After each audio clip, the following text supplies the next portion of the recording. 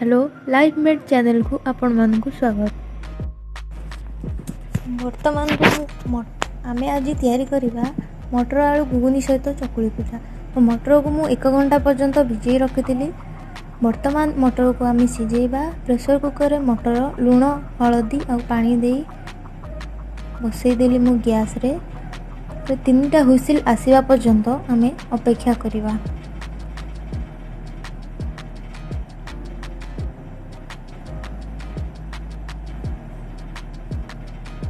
मसला रे मु नीची रसुण अदार पेस्ट पियाज टमाटर काटिकी रखी देछि। वर्तमान कड़ाई गरम हो आसलानी से दे दवा तेल तादीर गोटा मसला टिके भाजी हो आसिले से आमे दवा पियाज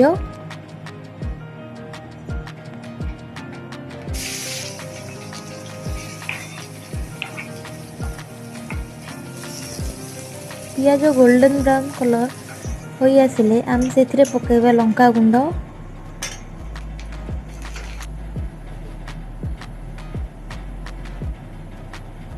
वर्तमान ताको टिके गोळेई दबा।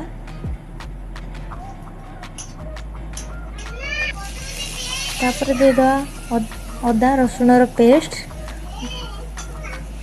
दे सारिकी भल भाबे ताको कषि नबा। एबे हमर मसलाटी भल भाबे कषेई आसलानी।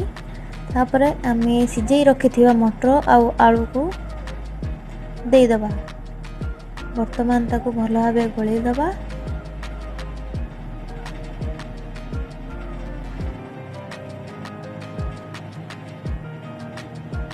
एबे आमे चकुली पिठा पई प्रस्तुत करिवा।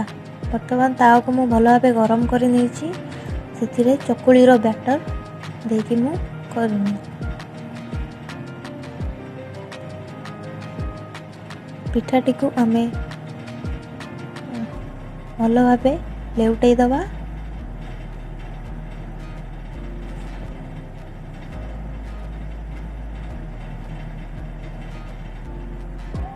वर्तमान आमर पिठाटी संपूर्ण हो जाइछि।